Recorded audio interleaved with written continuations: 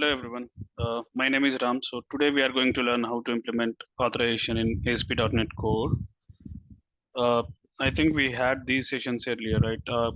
Performing CRUD operations in asp.NET Core. So if you haven't gone through my previous recordings, I'll suggest you to go through my previous recordings for performing CRUD operation part 1 and part 2. And if you haven't gone through it, I think I have few steps for you. You can go through those steps and then you can create a new project.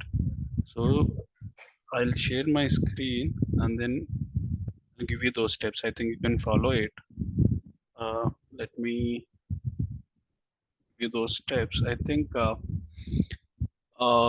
so. If you haven't gone through my previous steps, as I said earlier, you can create a new project in Visual Studio 2022 by using these steps. So the first step is create a new project using ASP.NET Core uh, model view controller option. Okay, and after that it will ask for this particular option, authentication type.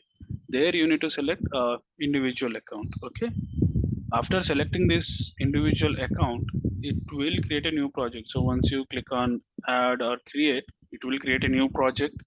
And after that, once the project is created, you can select this option. So I think you have selected create a new project using model view controller, right? So it will auto generate the model views and then controllers, default folders for these options. So under model folder, you can add a new class. For example, you can select employee.cs or employer.cs, and under that particular class, you can add some properties. So you can add employee ID, employee name, employee email ID, and then his phone number, and then his address. So you can add all those properties and create a default constructor within the same class, employee class. Okay. After this, I mean, after creating the model, you can navigate back to this controllers folder, and then right click on that controller folder, and then select this option, add controller.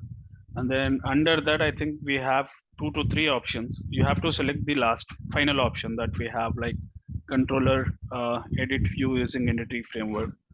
So this will auto generate the, I mean, it will generate new controller and then views, right? So this is kind of scaffolding. So we are not writing the code, but the .NET will generate the controller and then views for us. Okay, so once this is done, I think we need to make a connection with the database, and then we need to generate this particular entity right in the database.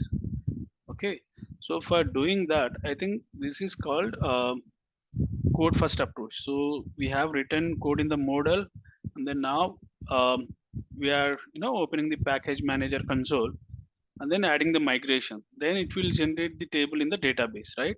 So this is called code first approach. So after that, you can open package manager console and then add this command, add migration, and then give some name for that particular migration. You can add my first um, initial DB setup or something like that, and then hit enter. Once this command gets executed, you need to run another command to apply those changes in the database. So for applying the changes in the database, you can select this particular option, update database, in the package manager console. So once this is done, okay, so your solution will look like this. Let me open Visual Studio. Now let me directly open the solution that we have created for previous videos, employer web application. Okay, let me open that solution.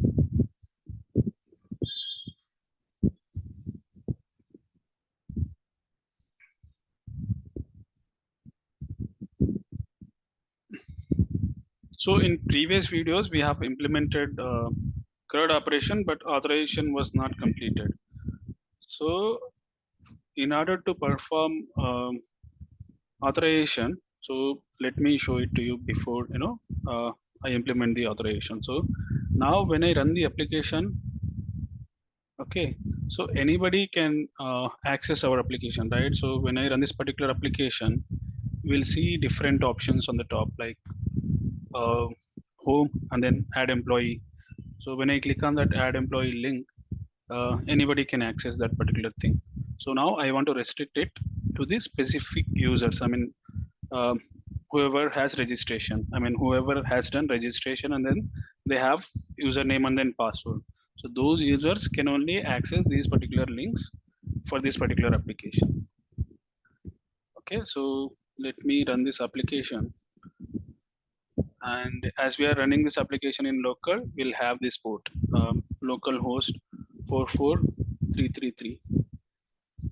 Okay, so now when I click on add employee, I can, you know, without any credentials, I think, let me,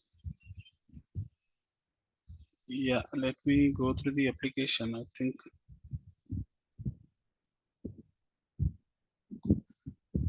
okay, so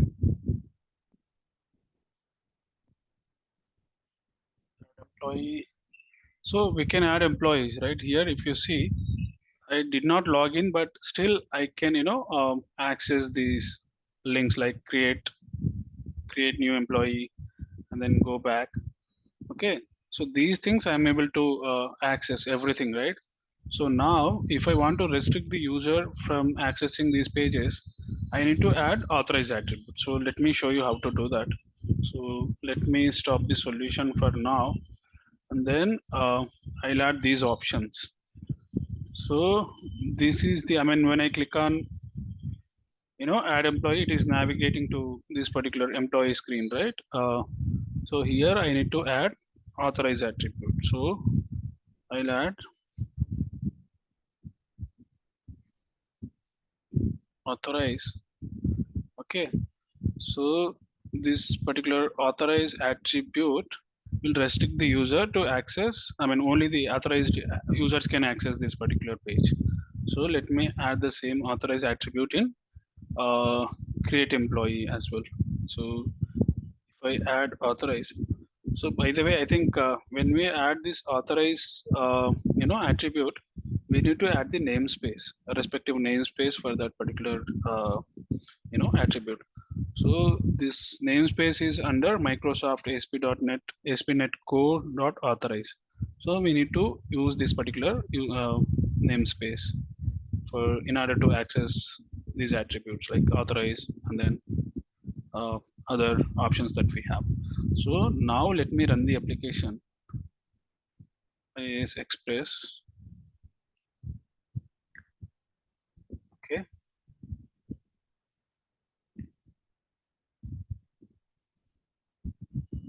Uh, okay.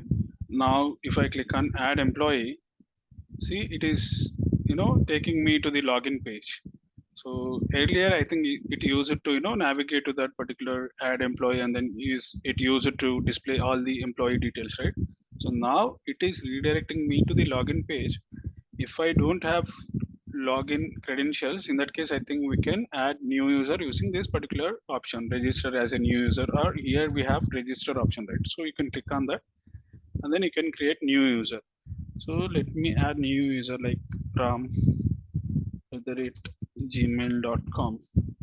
Okay, and then some password. Let me give some password.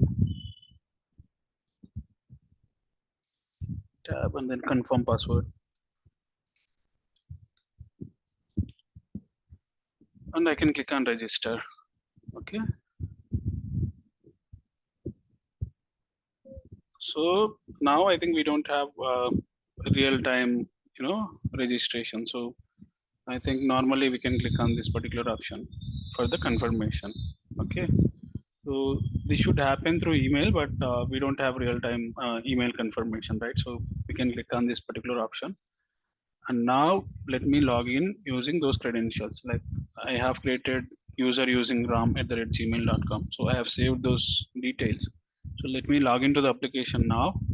And then now when I click on employee, I can see employee details like whatever the employees that I have created earlier. I can see these details. I can click on create new and then I can add new employer. So from and then at the rate gmail.com and his phone number 789 or something like that. Then I can click on create button. So this user got added. So this is how we need to implement authorization in ASP.NET Core. Okay. Thank you everyone. Thanks for watching. Have a great day.